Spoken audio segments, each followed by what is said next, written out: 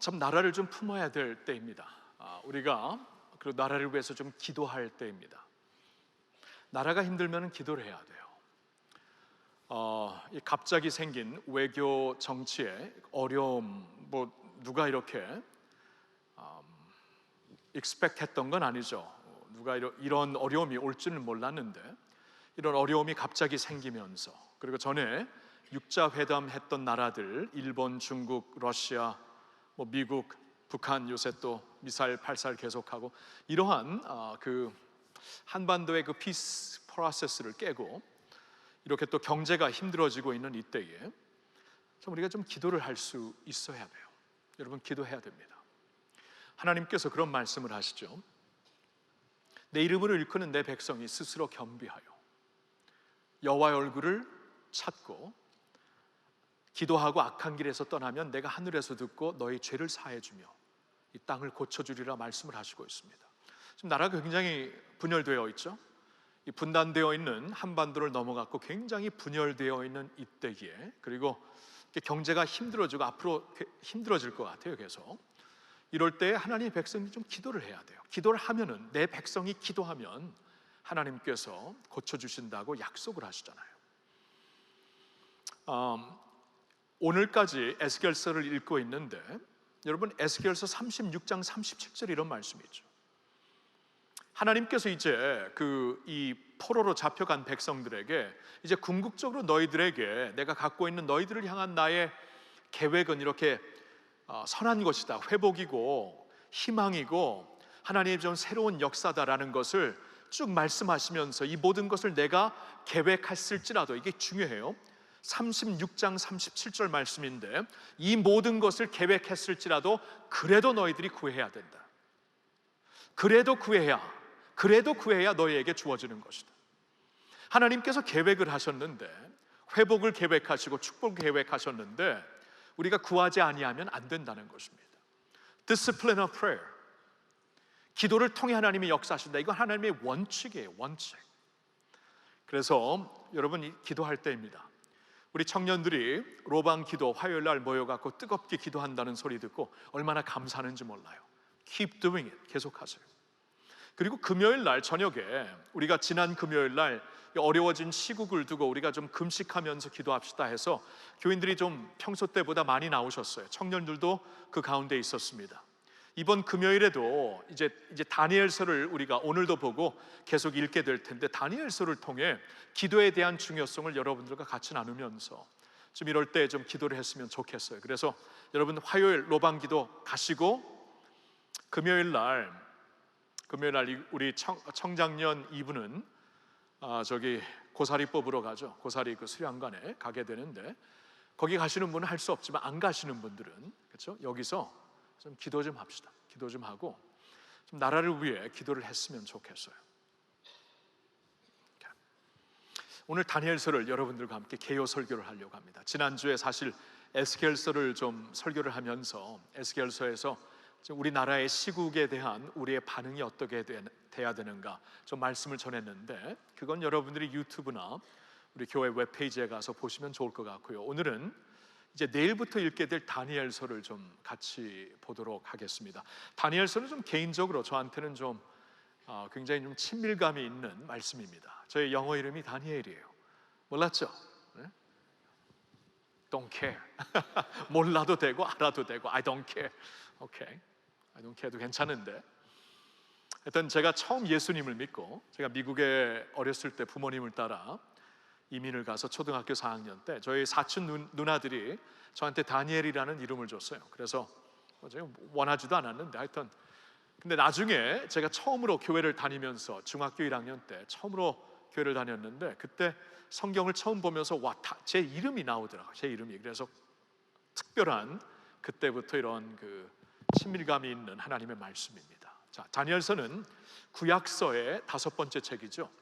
이제 신약 성경을 보면 이제 신약 가장 마지막 부분에 모아져 있는 말씀들이 선지자들을 통해 주신 예언서, 그렇죠? 선지서 내지 예언서의 말씀인데, 그 예언서의 첫 번째 책이 이사야, 그 다음에 예레미야, 에가, 에스겔서, 그리고 다니엘서가 됩니다. 오늘 다니엘서를 좀 여러분들과 나누려고 하는데요.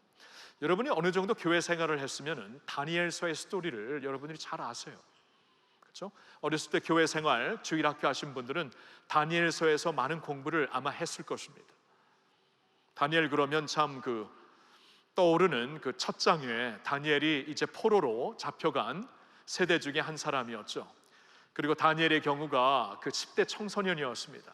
10대 청소년이었는데 그가 이제 느부갓네살 왕궁에서 특별히 트레이닝을 받는 그러한 10대 청소년이었는데 그가 첫 장에 딱 선을 긋죠.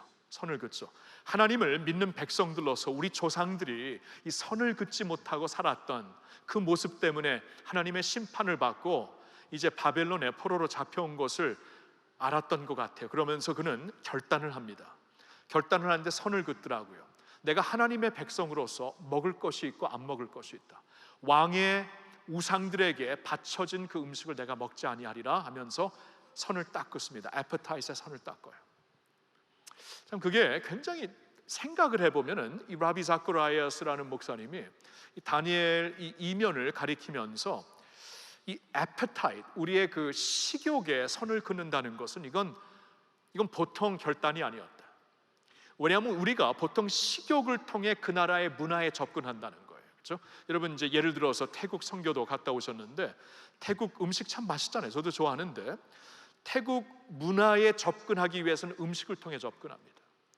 한국 요새 K-팝 때문에 한국 문화에 접근하기 위해서 젊은이들이 다른 데서 와가지고 한국 음식을 문화 체험으로 음식을 먼저 체험하죠.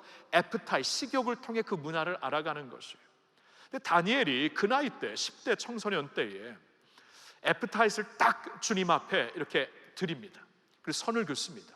내가 이 식욕에 넘어가면 이 문화에 들어가게 된다. 이 문화에 들어가면 우상 숭배하는 문화에 내가 접어들 것이다. 식욕에서부터 딱 선을 긋고 여기를 넘어가지 않겠다. 굉장한 결단을 합니다. 10대 청소년, 어떻게 그런 결단을 했는가? 제가 10대 기억나는데 아직도 기억나요. 이렇게 밥을 세 그릇을 항상 먹었는데 아침, 점심, 저녁으로 세 그릇을 먹는데 이게 너무나 빨리 생기면서 맛이 저한테는 그 맛이 혀가 아니었고 목구멍이었어요. 넘어가면서 맛이 나더라고요. 여기서 맛이 있고 들어가면은 꺼지고. 이 10대 청소년 때 먹는 게 컨트롤이 안 될 정도인데 그 정도의 셀프 디스플린이 있었습니다. 그러면 신앙은 뭐냐면 선을 긋는 거예요. 여러분 하나님의 백성들로서 넘어야 되지 않을 선이 있습니다. 굉장히 중요한 거예요. 선을 긋고 내가 어느 선까지 가고 여기서는 건너지 않는다. 이건 양심이죠. 신앙의 양심을 갖고 산다는 것이에요. 그게 이제 다니엘서 첫 장에 나오는 스토리가 되고, 그리고 이제 세 번째 3장을 보면은 다니엘의 세 친구의 스토리가 나오죠. 사드락, 메삭, 아벳느고. 사드락, 메삭, 아벳느고도 이제 10대 청소년으로서 다니엘처럼 이제 느부갓네살의 궁궐에서 트레이닝을 받는 청소년들이었죠. 젊은이들이 아니었고 아이들이었죠. 근데 그들도 줄을 딱 긋고 선을 긋고 사는데 언젠가 느부갓네살 왕이 그 왕국이었죠. 바빌로니안 엠파이어의 황제가 느부갓네살이 신과 같은 황제가 신상을 딱 짓고 여기에 다 절하라고 합니다. 절하는 사람 다 죽이겠다 하는데 이 세 친구가 절을 안 하죠. 다니엘은 아마 다른 데 있었던 것 같아요. 그 장면에는 없는데 세 친구가 절을 안 하니까 왕이 불러가지고 특별히 아끼는 젊은이들이었는데 왜 절을 안 하냐, 한 번 더 기회를 주겠다고 하니까 그들이 대답을 하죠. 왕이요, 분명히 아셔야 됩니다. 우리는 이것을 절대로 안 하겠습니다. 절대로 안 하겠고요. 우리가 이렇게 왕의 신상에게 절을 안 한다고 해서 왕이 우리를 죽일 거면은 우리가 믿는 하나님이 우리를 건져 주실 것이라고 우리는 믿습니다. 그런데 그리 아니하실지라도 중요하죠? 생명을 거는 겁니다. 그리 아니하실지라도 우리는 일을 못합니다. 안 합니다. 하나님 앞에 제 1계명과 2계명을 안 범하겠습니다 하고 생명을 걸고 안 해요. 이게 이제 우리가 또 잘 아는 3장의 스토리고, 그리고 이제 6장의 스토리를 가면은 이제 70년이 지나가지고 80대에 접어든 다니엘, 노인 다니엘이 보이는데, 그때는 이제 왕도 바뀌고 이 그 나라도 바뀌고 그 페르시아 나라였는데요, 메도 페르시아 왕권이었는데, 거기에 다리오 왕이 있었을 때 그때 또 조서에다 법을 내립니다. 왕이나 왕의 신 말고 다른 신에게 기도하는 자들은 다 죽을 것이다. 사자굴에 넣을 것이다. 이것을 알고도 다니엘이 항상 하던 대로 창문을 열고 예루살렘을 향해 3번 하나님의 언약을 향하여 언약을 붙잡고 기도했던 장면이 나오고, 다니엘을 어떻게 해서든지 음모해서 죽이려고 했던 사람들이 기회다 하고 봤다가 다니엘을 고소해서, 왕도 어떻게 할 수가 없죠. 다니엘이 사자굴로 떨어지게 되는데 하나님의 천사들이 와서 사자들의 입을 봉하죠. 그래서 살아나오는 다니엘의 스토리. 이러한 스토리는 우리가 굉장히 어렸을 때부터 교회 생활을 하였다면 많이 듣고 사랑하는 스토리가 됩니다. 그런데 이 다니엘서는 있잖아요, 1장부터 6장까지 이 모든 스토리가 있는 거예요. 1장부터 6장까지 히스토리컬 내러티브입니다. 그때 그 당시에 있었던 그 배경의 스토리를, 다니엘과 세 친구의 그 포로로 잡혀간 이 사람들의 스토리를 배경 삼아서, 예언서보다도 사실 1장부터 6장까지는 그 당시의 역사 기록입니다. 그리고 7장부터 12장에는 하나님께서 그 당시 다니엘에게 주셨던 환상들, 비전들, 예언들의 말씀이 기록되어 있어요.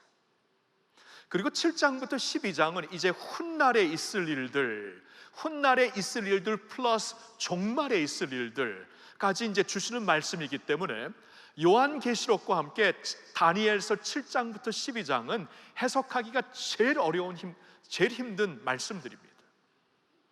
그래서 보통 다니엘서 7장부터 12장까지의 말씀을 설교에서 여러분 못 들어봤을 거예요.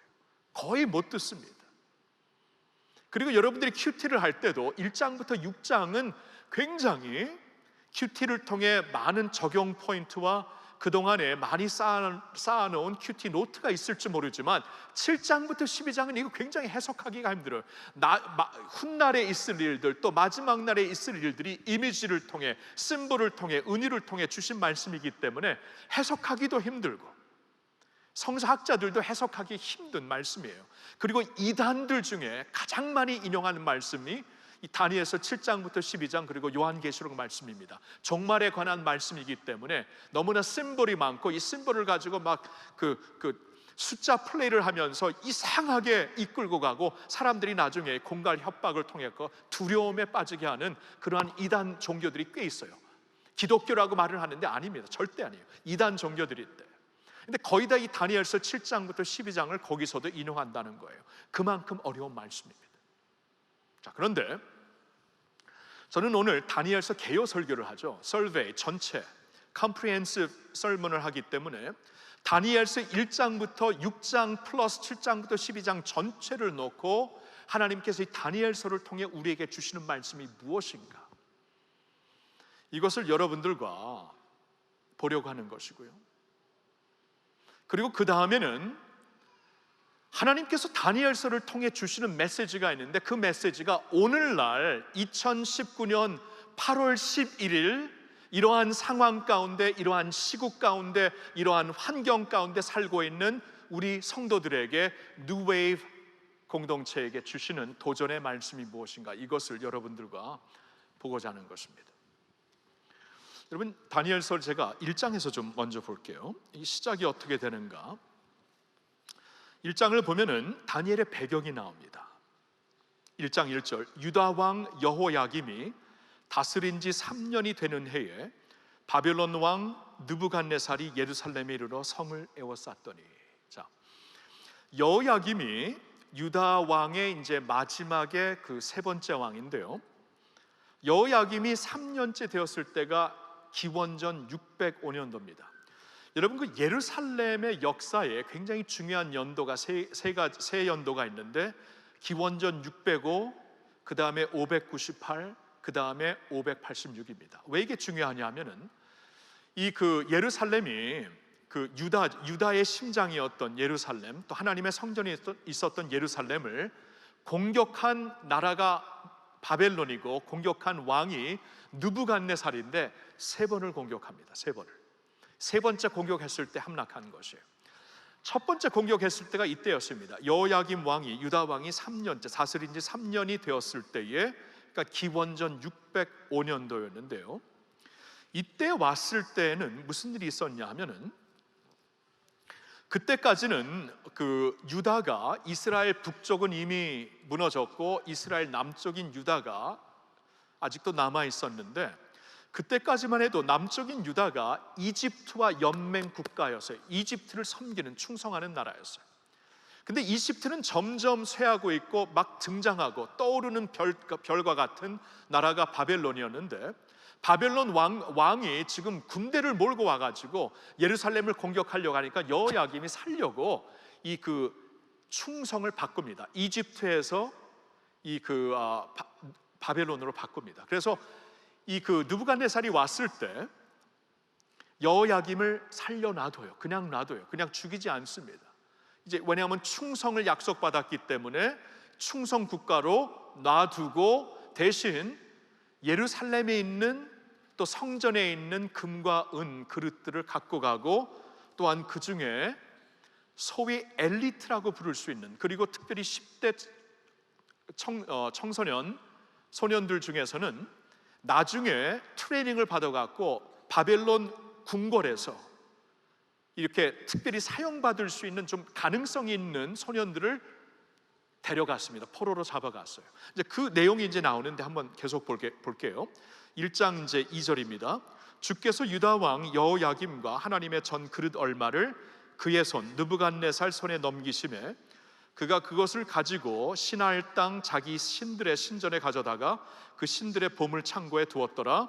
왕이 환관장 아스브나스에게 말하여 이스라엘 자손 중에서 왕족과 귀족 몇 사람, 곧 흠이 없고 용모가 아름다우며 모든 지혜를 통찰하며 지식에 통달하며 학문에 익숙하며 왕궁에 설만한 소년을 데려오게 하였고, 그들에게 갈대아 사람의 학문과 언어를 가르치게 하였고, 또 왕이 지정하여 그들에게 왕의 음식과 그가 마시는 포도주에서 날마다 쓸 것을 주어 3년을 기르게 하였으니 그 후에 그들은 왕 앞에 서게 될 것이더라.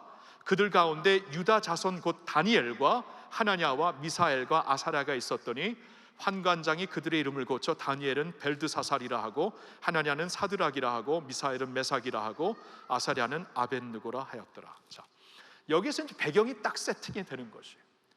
그러니까 지금 다니엘은 누구냐 하면은 그 예루살렘에서부터, 유다에서부터 바벨론으로 잡혀간 첫 번째 포로입니다. 첫 번째. 그러니까 605년, 598년, 586년 세 번의 three waves of 그 fugitives. 그러니까 세 번의 파도에, 세 번의 물결같이 이 포로를 데리고 가는데 첫 번째 물결 포로였다는 것이에요. 기원전 605년도에 끌려갔던 다니엘과 세 친구들입니다. 오케이. 여러분, 이러한 시점에서 다니엘과 유다 백성들은 아마 이렇게 생각을 했을 거예요. 우리의 역사는 끝났다. 우리가 지금까지 알고 있는 역사는 끝났다. 여러분, 나라가 끝났다. 나라가 멸망했다는 것은 역사가 끝난 것이에요. 우리의 역사는 끝났구나라고 생각을 했을 거예요. 적어도 하나님의 언약의 백성으로서의 역사는 끝났다. 왜냐하면 하나님의 언약의 백성들로서 중심지가 예루살렘이었고 성전이었는데, 이제 곧 예루살렘과 성전은 함락될 그러한 찰나였습니다. 우리의 역사는 끝났다. 이게 이제 그들의 그 모든 그 백성들 가운데, 남아있는 백성이나 잡혀가 있는 백성이나 우리 언약의 백성들이 우리의 역사는 이제 끝난 것이구나, 이렇게 생각할 수밖에 없었겠지요. 자, 그런데 하나님이 다니엘을 통해, 다니엘은 포로로 잡혀간 그러니까 어른 세대가 아니고 자녀 세대였기 때문에 어떻게 보면 본격적인 포로 세대예요. 본격적인 포로 세대에서 처음으로 등장하게 한 하나님의 선지자로서 하나님이 이제 주시는 메시지가 있습니다. 다니엘을 통해 주시는 메시지가 있는데 이겁니다. 끝난 것이 아니다. 끝난 것이 아니다. 너희들이 보기에는 지금 역사가 갑자기 어떻게 이렇게 됐나? 어떻게 우리가 이렇게 나라를 잃게 됐나? 어떻게 우리가 바벨론 이방 나라 우상을 섬기는 나라에 포로로 잡혀왔나? 한탄하고 우리의 역사가 끝났다고 말할 수밖에 없겠지만 하나님은 아니라고 하십니다. 하나님은 이 모든 것이 자신의 통치 아래에 있는 것이다. 하나님의 통치 아래, 주관 아래에 있는 것이다. 이것이 우연이 아니다. 이것은 그냥 한 나라가 강해졌고 너희는 약해졌기 때문에 역사에 가해자가 있고 피해자가 있는 그 정도가 아니라 이것은 하나님이 그 위에서 모든 것을 주관하시는 하나님께서 허락하신, 하나님이 통치 가운데 허락하신 일이다. 이게 이제 다니엘서 전체를 통해서 앞부분도 그렇고 뒷부분도 그렇고, 나중에 이제 뒷부분에서는 그 훗날에 있을 여러 가지 그 예언들을 말씀해 주시는데, 거기서도 하나님이 계속 말씀해 주시는 것이 내가 다 아는 것이다, 내가 다 미리 보여주고 아는 것이다 라고 하나님의 통치, 이것은 It may be surprise to you, but it's not a surprise to God. 우리에게는 서프라이즈지만 하나님에게는 서프라이즈가 절대로 아니다라는 것을 우리에게 말씀해 주시는 거예요. 이게 어디서 가장 명확하게 보여지냐 하면 다니엘서 2장입니다. 여러분, 다니엘서 2장에 무슨 일이 있었냐 하면은 이 느부갓네살 왕이, 바벨론 황제 느부갓네살 왕이 꿈을 꿨어. 어느 날 꿈을 꿨는데 아는 거예요. 이 꿈은 이 보통 꿈이 아니다. 이 꿈은 무엇인가를 깊은 것을 우리에게 징조처럼, 징후처럼 나타내는 꿈인데 그 꿈이 기억이 안 나요. 여러분, 그럴 때 있죠. 막 이렇게 너무 무거운 꿈을 꿔서 막 진땀을 흘리고 딱 깼는데 무슨 꿈인지 몰라요. 근데 예감으로 이거 심상치 않은 꿈이었는데, 그럴 때가 있지 않습니까? 느부갓네살에게 그런 일이 있었어요. 근데 그날은 보통 심상치가 보통이 아니었어요. 보통 심상치 않은 게 아니었습니다. 아이고 힘드네. 오케이. 그래서 이 느부갓네살이 그 나라의 모든 박수들, 그 나라의 모든 이런 꿈들을 해석하는 뭐 철학가라고도 할 수 있는 사람들을 불러요. 그러면서 내 꿈을 좀 해석해 달라 그래요. 근데 그런 꿈을 해석할 사람이 어디 있어요? 왜냐하면 꿈의 내용도 안 말해 주는데, 아니 지가, 그렇죠? 이럴 땐 지죠.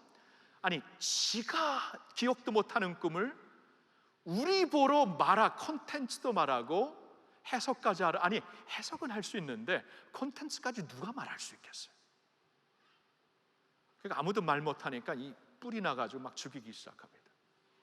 그때에 이제 다니엘이 등장을 해요. 그러면서 왕 앞에 서서, 왕이요, 그 꿈을 통해 말씀하시는 분은 하나님이십니다. 왕 위에 계신 하나님, 하늘의 만물의 주제가 되시는 하나님이 계십니다. 그분이 왕에게 꿈을 주신 것이고, 그 꿈을 통해 왕과 왕의 나라에 대한 이야기를 하나님께서 지적해 주시려고 주신 꿈입니다.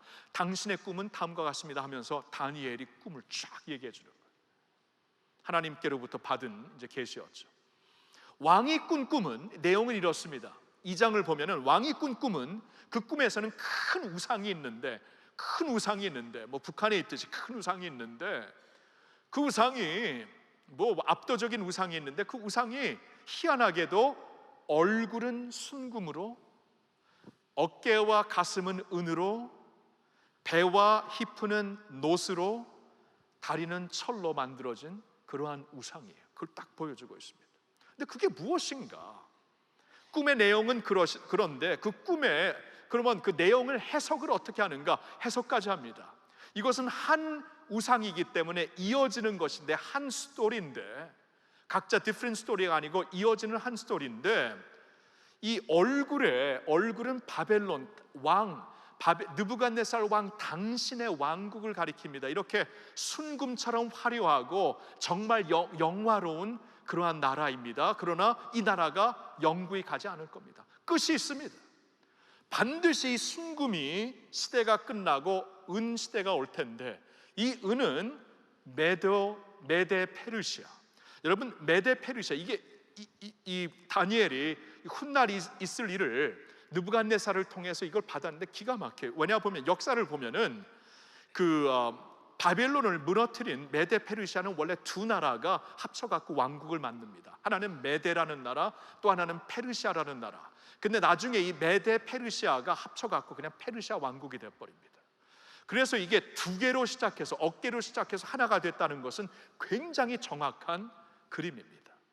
그러면서 근데 그 페르시아 시대도 끝까지 가는 것이 아니라 그 시대도 끝날 것이고 이제 노스로 표현되고 있는 헬라 시대가 그릭 엠파이어이 올 것이다.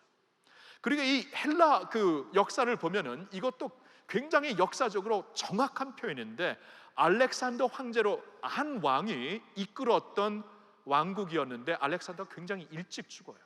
일찍 예상치 않게 죽게 됨으로써 이 왕국이 갈라집니다. 죽은들, 그 밑에 있었던 제너럴들로 인하여서 이 왕국이 갈라지는데, 그래서 이 노시 배로 시작해가지고 이 히프와 넓적다리로 갈라지는 것은 굉장히 정확한 표현입니다. 그러한 이제 헬라의 왕국이 있을 것이고, 그러나 헬라의 왕국도 영원한 것이 아니라 곧 다른 왕국으로 말미암아 그들도 망하게 되는데, 나중에 철과 같은 왕국이 로마 왕국이죠. 이 철과 같은 다리를 가지고 모든 것을 짓밟는 그러한 왕국이 반드시 올 것이다. 그러니까 지금 다니엘과 느부갓네살 시대 아주 way in the future, 그러니까 아주 먼 훗날까지 보여주는 그러한 하나님의 계시였다는 것이죠. 그러면서 그 계시를 통해 분명히 보여주시는 게 있죠. 지금 이 바벨론을 비롯하여 이제 이어질 모든 왕국이 스스로 일어났다가 뭐 스스로 지고 이게 아니고 하나님께서 이미 다 하신다. 이미 다 하나님께서 보시고 있고 주관하시고 있고 통치 가운데 이루어지는 것이다라는 것을 보여주고 있습니다.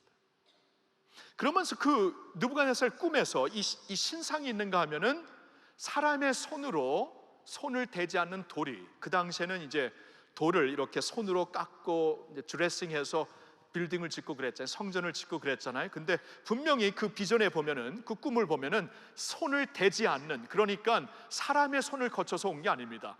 그러니까 하나님께서 보내신 것이죠. 이 돌이 나타나는데 그 돌이 와서 이 우상을 팍 치는데 산산조각이 납니다. 그러면서 이 돌이 갑자기 큰 산을 이루면서 온 땅에 가득하게 됩니다. 이게 왕의 꿈이다. 그러니까 왕의 꿈은 이런 것이다라는 거예요. 하나님이 보실 때에 한때 허락하시는 바벨론이 있고, 그 다음에 허락하시는 페르시아가 있고, 헬라가 있고, 로마가 있는데 이 모든 것은 다 끝이 있다. 그리고 이 모든 왕국은 하나님이 보내실 그 왕국으로 말미암아 다 그 밑으로 내려앉게 될 것이다. 이 하나님이 주시는 왕국만 영원한 것이다. 물론 이제 성경이 성경을 해석한다면 예수 그리스도를 가리켜서 그를 living stone이라 그러죠. Jesus Christ the living stone. 그리고 cornerstone이라는 말씀도 있고, 그러니까 하나님께서 보내주시는 그 왕국, 이 화려한 동산, 이 화려한 신상이나 우상은 아니지만 손으로 막 이렇게 드레싱한 돌이 아니라서 너무나 시시하게 처음엔 보였지만, 이 갈릴리라는 곳에서, 팔레스타인이라는 곳에서 태어나서 정말 시시하게 보였지만 그 왕국이 나중에 자라면서 바벨론도 지나고 로마도 지나고 그 다음에 뭐 게르멘도 지나고 몽골도 지나고 소련도 지나고 이제 미국과 중국도 영원히 가는 거 아니에요. 지날 때가 있는데 그 왕국이 영원하다. 그 왕국이 영원하다. 모든 나라들은 시작이 있고 끝이 있는데 이 왕국은 영원하다. 하나님이 보내신 것이다. 그렇죠? 이 모든 나라들이 지나가면서 예수 그리스도의 왕국, 그의 주님의 교회는 지금 다 있잖아요. 지도를 펴고 보세요. 아시아, 유럽, 아프리카, 뭐 시베리아 없는 데 없습니다. 아메리카 대륙. 그러니까 주님의 왕국이 온 땅을 지금 덮고 있는 것이에요. 그것을 보여주시는 겁니다. 그러면서 근데 그 느부갓네살 이 왕의 이 꿈이 나중에 이제 7장부터 12장에 가서는, 2장에서는 느부갓네살에게 주신 하나님의 꿈이지만 7장부터 12장까지는 하나님께서 더욱더 구체적으로 이 2장에서 이미 보여주셨던 이 바벨론, 페르시아, 헬라, 로마의 제국에 관한 모든 그 역사의 흐름을 하나님 나라 백성들의 관점에서 다시 풀이해 주십니다. 잘 보면은 이제 페르시아 시대 때, 특별히 헬라 시대 때 어떤 일이 있을 것이고 어떤 어려움이 있을 것인가, 하나님의 나라 백성들 중심으로 말씀을 쭉 주시면서 훗날에 있을, 그리고 나중에는 종말까지 이어지는 하나님 나라의 왕국 백성들의 그 히스토리를 쭉 보여주면서 하나님이 주시는 말씀이 이거예요. 다 안다. 이것은 하나님께는 서프라이즈가 아니다. 오늘날 이렇게 우리나라가 힘들어 갑자기 그냥 뭐 그동안 일본하고 괜찮았잖아요. 근데 지금 온 국민들이 뭐 흥분하는 정도로 이렇게 나빠질 줄 누가 알았어요? 그렇죠? 전쟁이 그냥 나는 거 아닙니다. 그냥 뭐 계산해가지고 계획하고 나는 거 아니고 세계 1차 전쟁 여러분 공부해 보신 역사 공부하신 분들 욱하고 나는 거예요. 욱하고 그냥. 그렇죠? 제 이름이 승욱인데 이게 있죠. 화딱지 욱이 아니라 성할 욱이에요. 그러니까 제 이름하고는 상관이 없는데 성할 욱이에요. 욱은 화딱지 욱 아니에요? 그럼 모르겠어요. 하여튼 그건 저의 생각인데 썰렁합니다. 하여튼 세계 2차 전쟁이 어느 한 사람이 욱해가지고 독립 그 운동가가 그냥 프랑코 오스트리아의 그 세자를 죽여버립니다. 암살을 해버려요. 그러면서 막 이게 뭐 하나씩 도미노처럼 쓰러지면서 세계 전쟁이 돼버리죠. 여러분 전쟁이 그렇게 일어나는 거예요. 이게 뭔가? 우리의 입장에서는 이게 뭔가? 전혀 예상하지 않았고 이렇게 되면 우리 다 죽게 되는데 이렇게 되면 다 우리는 망하게 되는데 우리의 역사는 끝나는데 우리 입장에선 그래요. 지금 한국 이렇게 되면 계속 안 그래도 힘든 경제가 더 힘들어지면 우리 젊은이들에겐 더 잡이 없을 것이고 이런 식으로 계속 가면은 이거 안 되는데 힘든데 우리에게는 이것이 너무나 예상 밖의 일이고 힘든 일이고 전혀 우리가 미리 계획하지 못한 일이었지만 그래서 우리가 혼란에 빠지고 힘든 것이지만 하나님은 아니라는 것이에요. 이게 하나님의 주권 아래에서 허락된 일이다. 원인은 아닐지라도 허락된 일이다. 하나님의 통치 아래에 있는 것이다. 이 통치를 우리에게 말씀해 주시는 게 다니엘서예요. 제가 그래서 오늘 다니엘서를 전체를 보면서 어디에서 본문을 삼을까 하다가 제일 처음으로 본문을 뽑은 데가 4장 34절의 말씀입니다. 이 4장 34절의 말씀을 우리 한번 같이 한 목소리로 읽어보겠습니다. 다 같이. 그 기한이 참에 나 느부갓네살이 하늘을 우러러 보았더니 내 총명이 다시 내게로 돌아온지라. 이에 내가 지극히 높으신 이에게 감사하며 영생하시는 이를 찬양하고 경배하였나니 그 권세는 영원한 권세요 그 나라는 대대에 이르리로다. 자, 이 말을 누가 하냐면 느부갓네살이 합니다. 아니 느부갓네살은 이스라엘 하나님을 인정하지도 않았고 자신이 스스로 신이라고 하였던 사람인데 나중에 인정을 하게 돼요. 왜냐하면 성경을 쭉 보면 4장에 가서 느부갓네살이 미친 사람이 정신을 잃게 돼요. 짐승처럼 살게 됩니다. 여러분 독재자들 한번 잘 보시면은요 어느 한순간에 정신을 잃습니다. 미친 사람이 돼요. 이 네로를 보시면은 이 세계의 절대적인 이 독재자들을 보면 어느 한순간에 미치더라고요. 인간이 아니에요. 인간이. 느부갓네살도 그랬어요. 이 인간이 신이 되면 미치게 되어 있어요. 인간이 신이 아니잖아요. 그렇죠? 근데 이 독재자들은 스스로 신이라고 생각을 하잖아요.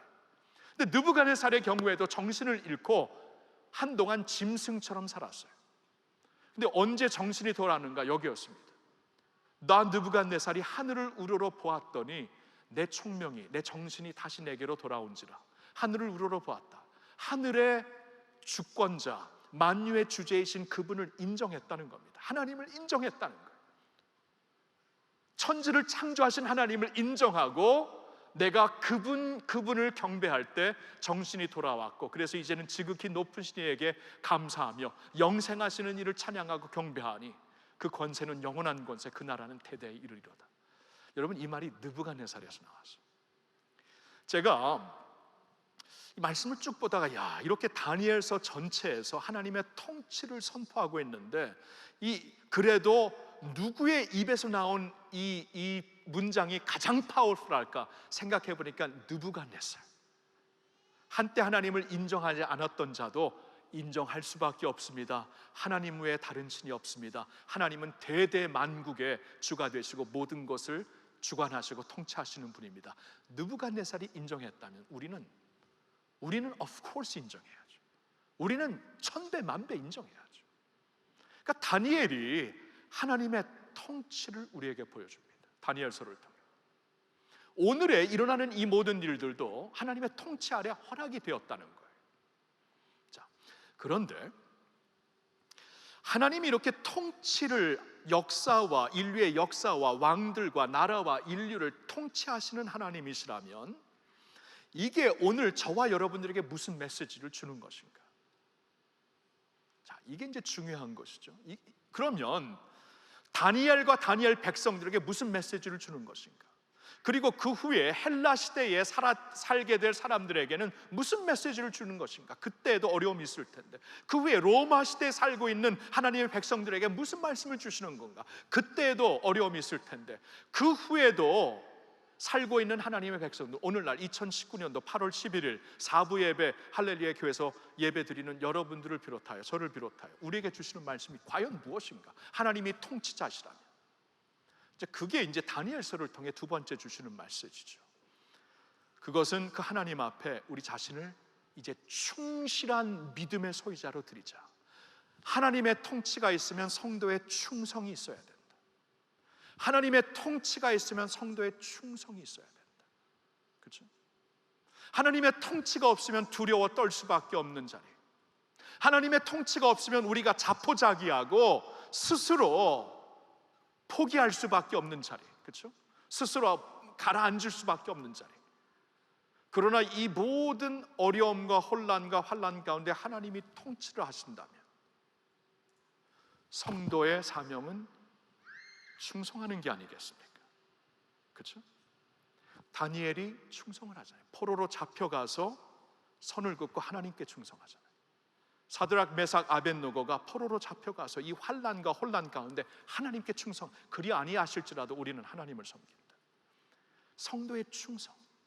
앞으로도 너에게 이러한 어려움이 쭉 있을 것이라고 말씀해 주시는데 다니엘서를 통해 이렇게 충성하는 것이다. 하나님께 충성하고 주어진 자리에서.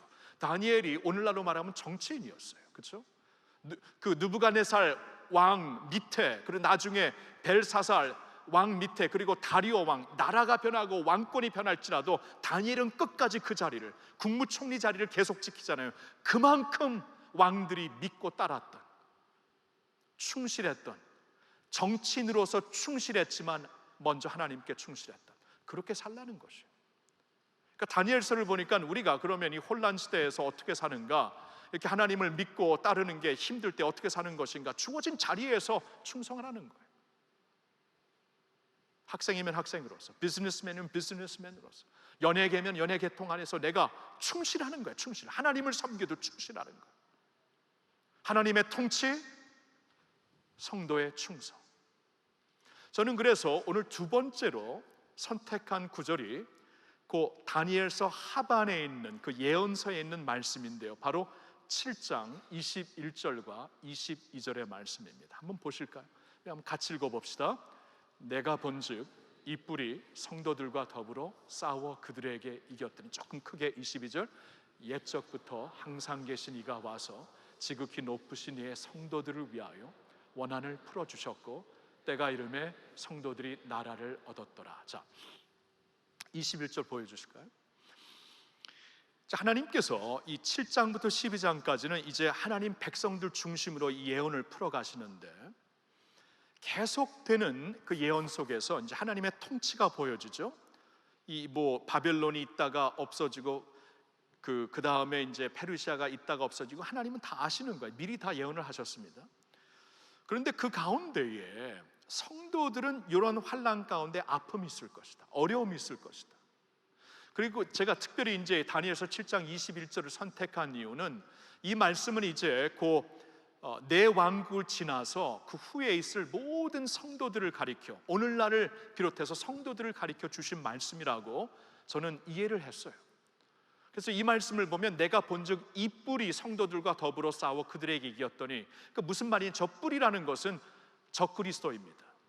적그리스도로서 그냥 모든 세대에 있는 적그리스도가 있어요. 바벨론 시대는 바벨론을 통해 하나님의 백성들이 어려웠고 힘들었고 순교를 당했고, 나중에 이제 그 헬라 시대에는 안티오코스 4세라는 사람이 들어와 가지고 성전을 더럽힙니다. 느부갓네살을 느부갓네살은 단순히 성전을 부서뜨리고 불태우고 왔지만 이 안티오코스 4세라는 사람은 들어와 가지고 성전을 더럽힙니다. 성전에 제우스의 그 우상을 세우고 제우스의 성전에서 제우스에게 예물을 바치는, 제사를 드리는 그러한 가증한 일을 합니다. 그때에 유대인들이 굉장히 많이 죽었어요. 이제 그때에도 이제 하나님의 백성들을 막 이기어서 막 그들을 치는 일이 있을 거고, 로마 시대 때 예수 믿는 사람들이 사자 밥이 되었잖아요. 그렇죠? 그 후에 뭐 오늘날 예를 들어 갖고 북한에, 또 중국에 지금 엄청난 탄압이 있잖아요. 그리고 중동에 지금 2000년 동안 있었던 주님의 교회가 지금 몰살하기 일부 직전인 중동에 지금 엄청난 아픔들이 있어요. 주님의 백성들이, 성도들이 지금 고생하고 고난 속에 있습니다. 내가 본즉 역사 가운데 이런 일이 계속 있다는 거예요. 이 뿔이 성도들과 더불어 싸워서 성도들을 이길 것이다. 오늘도 있어요. 근데 22절이 중요하죠. 그러나 옛적부터 항상 계시니가 와서, 지극히 높으신, 옛적부터 항상 계시는 하나님이죠. 그분이 와서 지극히 높으신 하나님의 성도들을 위하여 원한을 풀어주셨고, 때가 이름에 성도들이 나라를 얻었더라. 나라를 얻었다는 것은 승리한다는 것입니다. 왕권을 받았다는 거예요. 주와 함께 왕노릇하리라. 그러니까 결국에는 승리한다는 거예요. 하나님께서 때때로 이렇게 역사의 그러한 그 역사의 트랜지션 가운데 아픔이 있고 어려움이 있고 오늘도 있지만, 하나님의 생각은, 우리를 향한 하나님의 계획은 평안이요 재앙이 아니라 그러잖아요. 예레미야 29장 11절에 평안이요 재앙이 아니라 너희에게 희망과 미래를 주려는 것이니라. 그러니까 하나님께서 궁극적으로 이루실, 성도들을 위하여 승리를 거두어 주시고 원한을 풀어 주시고 성도들에게 나라, 주님의 나라를 맡겨주시는 일을 반드시 하실 것이다. 그러니까 그러니까 뭡니까? 이러한 그 아픔 가운데 적 그리스도가 나와서 교회를, 주님의 백성들을 대적하는 세력들이 나와서 우리를 치고 어렵게 하고 힘들게 할 때 하나님의 통치 안에서 허락된 것이라면 주의 백성들은, 그렇죠? 그 가운데서 결국의 승리를 붙잡고, 주님께서 궁극적으로 주실 승리를 붙잡고 오늘 충성하라, 그 말씀이죠. 성도의 충성입니다. 자, 이 두 번째 포인트를 조금 더 구체적으로 오늘 여러분들과 저의 삶에 적용하면서 오늘 말씀을 맺겠습니다. 이거예요. 그러면 하나님의 통치 가운데 우리에게 환난을 허락하신 것이라면 의미가 있습니다. 첫째로 무슨 의미가 있냐 하면은 정한 기한이 있습니다. 하나님의 통치 가운데 허락된 환난이라면, 여러분들이 오늘날 이 시국의 어려움, 이 경제 어려움 때문에 막 지금 젊은이들이 힘들잖아요. 앞이 막막하잖아요. 근데 이것이 우연이라고 말할 수 없는 게 하나님의 통치 가운데 허락이 된 것이라면, 하나님이 아시고 그 가운데서도 역사를 하시고 있다면은 분명히 정한 기한이 있다. 바벨론의 시대 번쩍였다가 지나간다. 지금은 지도에도 없잖아요. 그렇죠? 다 지나가요. 한때입니다. 지나가게 되어 있어요. 지나가는 것이니까 두려워하지 말라는 것이죠. 하나님의 백성들은 이런 혼란 가운데 두려워하면 안 돼요. 두려워하지 마세요. 놀랄 수는 있지만, 놀라는 것은 내가 어떻게 컨트롤할 수가 없죠. 막 깜짝 놀라는데 놀라지만 하나님의 말씀으로 평안을 찾아야 됩니다. 약속을 붙잡고 찾아야 돼요. 우리가 놀랍고 두려운 상황에 남아 있으면은 결단코 소망으로 설 수가 없어요. 이 정한이 이렇게 어느 정도 이게 영구히 있는 것이 아니라 언제 정한 기한이 있는 것이다라는 것을 깨닫고 그 후에 하나님께서 궁극적으로 주시고자 하는 평안과 샬롬이 있는 것을 내가 믿는다면은 오늘 내가 두려움에 쓰러지지 않고, 그렇죠? 소망으로 버텨야 되는 것이죠. 믿음으로 인내해야 되는 것이죠. 여러분 인내하세요. 그 밖에 여러분 개인적으로 어려움이 있지 않습니까? 예상치 않았던 몸에 건강에 어려움이 생길 수도 있고, 가족들과 전혀 예상치 않았던 이 골이 생길 수가 있고, 아이들이 막 그냥 반항할 수도 있고, 부모님이 갑자기 이혼할 수도 있고. 여러분, 이런 상황 가운데 우리에게는 서프라이즈지만 하나님께서 이 모든 것을 주관하시며 그 안에 우리를 붙잡고 계시다면, 이 상황을 건너서 하나님의 분명한 선한 계획이 있기 때문에 내가 두려움에 주저앉는 것이 아니라 소망으로 서야죠. 소망으로. 기한이 정해진 기한이 있다는 것입니다. 인내하세요. 버틸 수 있습니다. Light at the end of the tunnel 있으면은 끝까지 갈 수 있잖아요. 빛이 보이기 때문에, 터널 끝에 빛이 있기 때문에 갈 수 있잖아요. 빛이 없으면 주저앉고 포기하지만 빛이 보이기 때문에 갈 수 있는 것입니다. So must you, so must I. 두 번째, 하나님의 주권과 통치 가운데 허락된 환난이라면 우리를 깨끗게 하시려고 허락하신 것을 우리가 깨달아야 돼요. 우리를 깨끗하게 하시려고 허락하신 것이구나. 여러분, 다니엘서를 쭉 보면은요, 특별히 그 하반 7장부터 12장에 그런 말씀이 계속 나와요. 이런 어려움이 주어진 이유는 너희를 깨끗하게 하려고, to refine you, to purify you, 정결케 하려고 하나님께서 허락하신 것이다. 자, 이것이 오늘날 우리에게 굉장히, 한국 교회에게 굉장히 필요한 말씀입니다. 오늘날 우리나라가 이렇게 힘들어졌다면은, 경제적으로 더 힘들어질 것이라면, 그렇게 될 수밖에 없는 지금은 그런 상황인데 교회도 힘들어질 것이에요. 그러면 이때 하나님께서 이것을 허락하신 궁극적인 목적이 무엇인가? 정한 기한이 있는데 이것을 정한 기한 안에 우리에게 허락하신 것이라면 우리를 정결케 하시려고, 깨끗게 하시려고, 씻어주시려고. 여러분, 순금은 풀무불에 들어가서 만들어지는 것입니다. 그래야 찌꺼기가 제거돼요. 애벌레가 나비가 되는 과정을 보면은 스트러글을 통해 됩니다. 누에 고치에서 빠져나오려고 막 스트러글 하는 가운데 그 몸 안에 있는 액체가 이 방출이 되면서 그 디스퍼스 되면서 날개가 펴지는 것이, 막 애벌레가 나오는 것이 너무나 안타까워서 여러분, 면도칼 갖고 좀 누에 고치 살짝 열어보세요. 그럴 사람 없겠지만 하여튼 쫙 잘라보세요. 그럼 쑥 나옵니다. 근데 쑥 나오는데 날개가 안 펴져요. 그리고 쑥 나오긴 했지만 죽을 때까지 그냥 버러지로 살다가 죽어요. 나비가 되어서 날지는 못합니다. 여러분, 이게 이제 하나님께서 그냥 우리 그 자연의 세계에서 주시는 교훈이라고 봤으면 좋겠어요. No pain, no gain.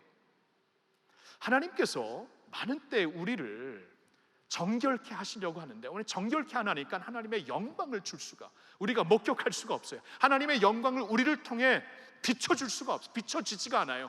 그러니까 그들을 포로로 보내신 것입니다. 거기서 정결케 하시려고.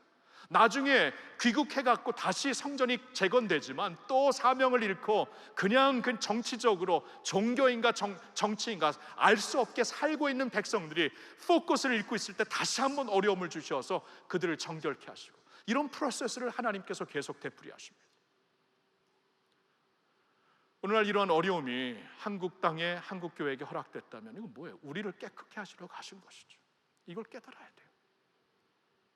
그럼 이때 저와 여러분들은 우리 자신을 좀 살펴봐야 됩니다.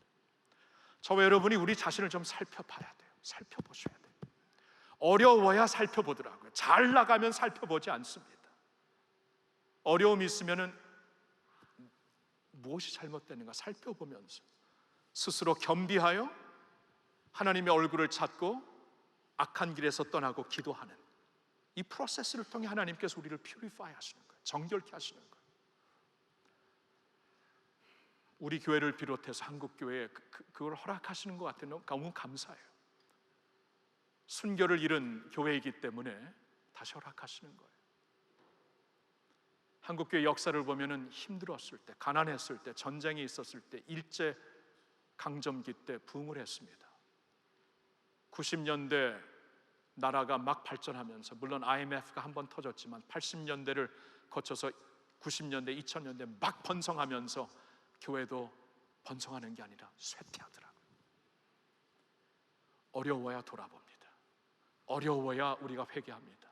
힘들어야 하나님만 붙잡습니다. 아, 우리를 깨끗하게 하시려는 것이구나. 세 번째로, 하나님의 통치 가운데 허락된 환난이라면 이제 충성으로 우리의 믿음을 증명할 수 있는 기회가 주어졌습니다. 충성으로 우리의 믿음을 증명할 수 있는 기회가 주어졌어요.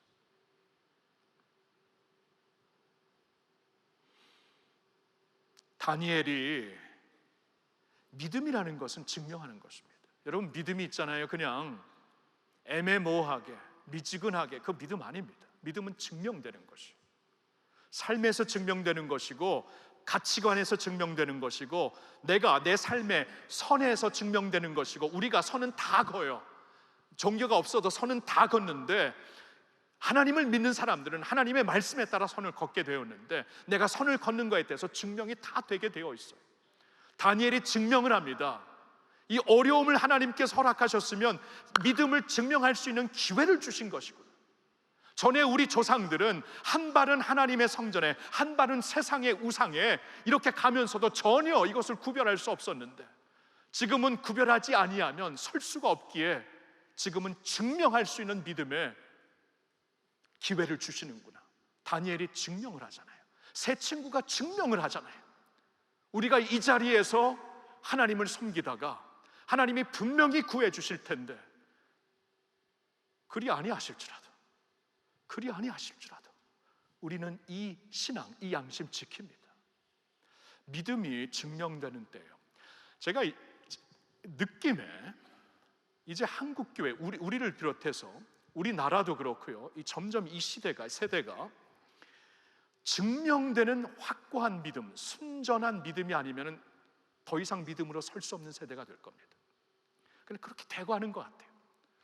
그러니까 저와 여러분들이 이때 하나님께서 기회를 주시는 거예요. 내 믿음이 진짜 무엇인가 한번 증명해 보라고 하나님께서 우리에게 기회를 주시는 것이고,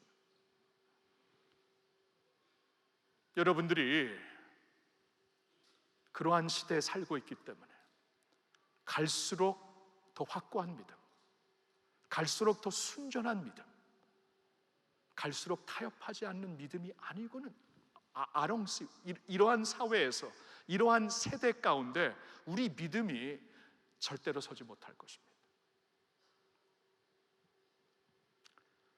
그리 아니하실지라도. 여러분, 그게 아니면 진짜 믿음 아니죠. 반드시 그리 하셔야 됩니다. 반드시 내 뜻대로, 내가 이해하는 대로 그리 하셔야 됩니다. 무슨 미신이에요? 금 나와라 뚝딱, 은 나와라 뚝딱, 방망입니까? 여러분, 믿음 그런 거 아닙니다. 믿음은 삶에서 증명되는 것이에요.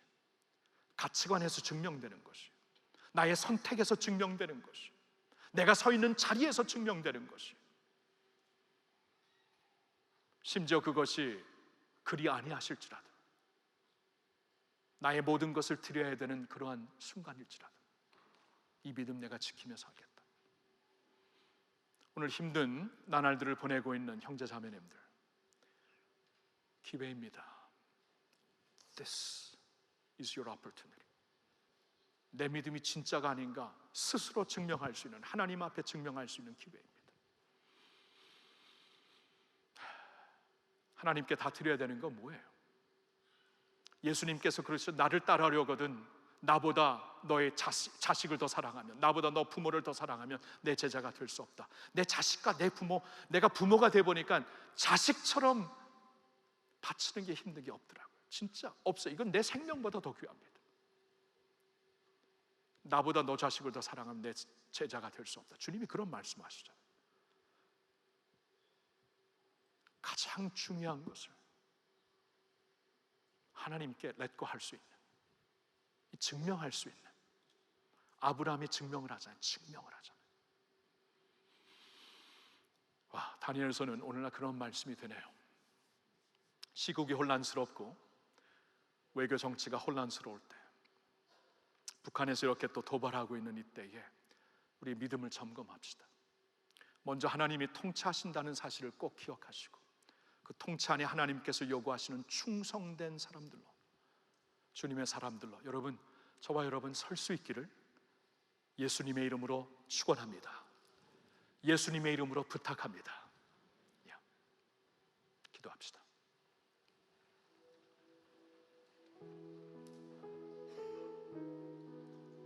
여러분, 오늘 좀 기도 좀 하실래요? 우리 좀 기도하는 시간을 가집시다.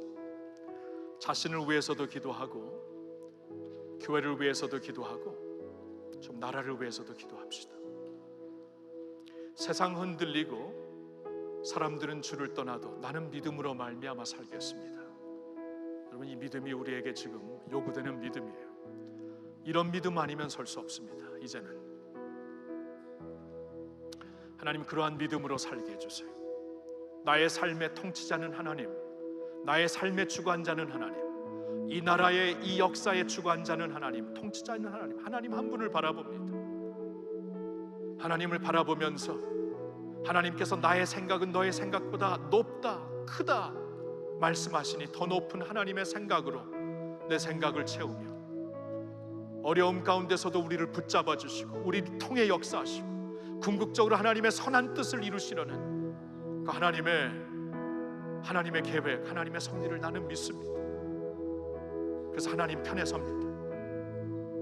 선을 긋고 믿음 안에 섭니다.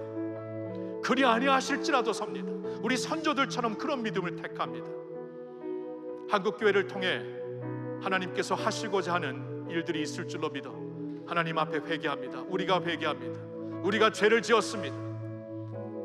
하나님보다 만몬, 돈을 더, 하나님을 믿는다고 하면서도 돈을 더 사랑하고 믿었고, 명예를 더 사랑하고 믿었고 추구했고, 세상에서 화려하다고 보는 것을 내가 추구했습니다.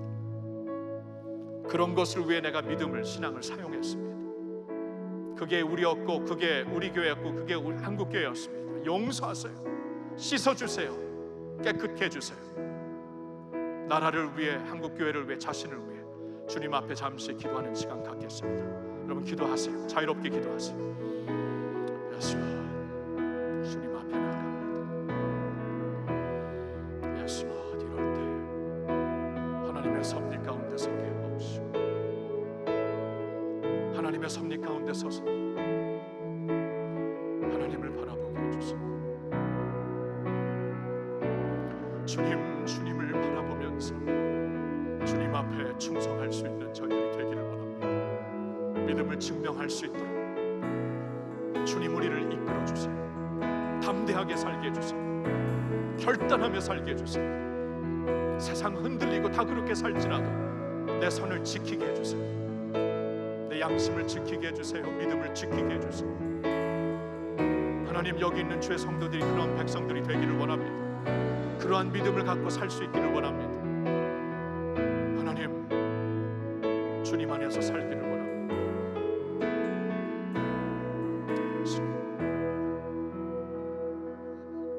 하나님의 섭리 가운데 다니엘 때의 바벨론 시대를 허락하셨고,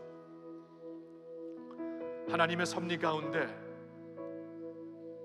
초대교회 성도들이 로마 황제들의 밥이 되면서도 믿음을 지키며 교회의 순교를 보이게 하셨고, 우리나라에서도 일제강점기 시대 때, 전쟁 시대 때, 가난 시대 때 아픔과 어려움과 핍박 가운데서 주님을 붙잡고 믿음으로 승리하게 하신 하나님,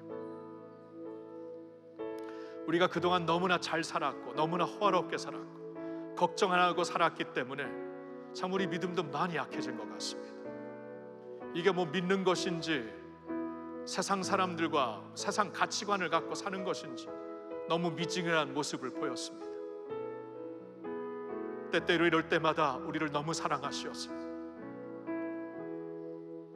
주님 아픔을 허락하시고 역사의 어려움을 허락하시어서 우리를 순결하게 하시는 하나님 앞에 나옵니다.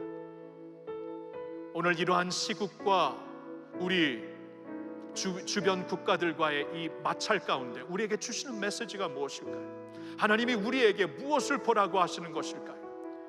우리 자신을 돌아보면서 나태해진 우리의 모습, 세상의 가치관을 따랐던 우리의 모습, 미지근했던 우리의 신앙, 증명할 수 없었던 우리의 모습을 하나님 앞에 회개하며 나옵니다. 회개하며 나옵니다. 회개하며 나옵니다.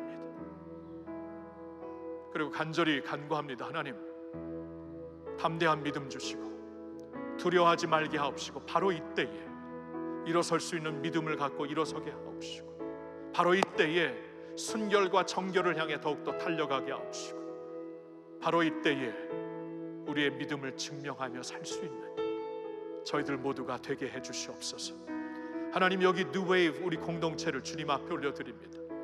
주님, 하나님의 새 파도가 되라고 허락하신 이 뉴웨이브 공동체, 하나님, 우리가 새 파도가 되기 위해 무엇이 필요할까요? 주님의 새 파도가 되기 위해 무엇이 변해야 돼야 될까요? 무엇을 이제 주님께 드릴 수 있어야 되고 내려놓을 수 있어야 되고, 그래서 진짜 붙잡아야 될 것이 무엇입니까? 하나님이 뉴웨이브 공동체를 통해 그냥 우리를 놔두지 마시고, 하나님이 진짜 이 시대에 찾고 계시는 그러한 믿음을 소유한 자들이 될 수 있도록 서로 격려하고 훈련하고 말씀과 영성으로 세워지는 이 공동체, 이 교회 되게 하여 주시옵소서. 하나님, 주님 앞에 나아갑니다. 우리 자신을 드립니다. 예수님의 이름으로 기도합니다.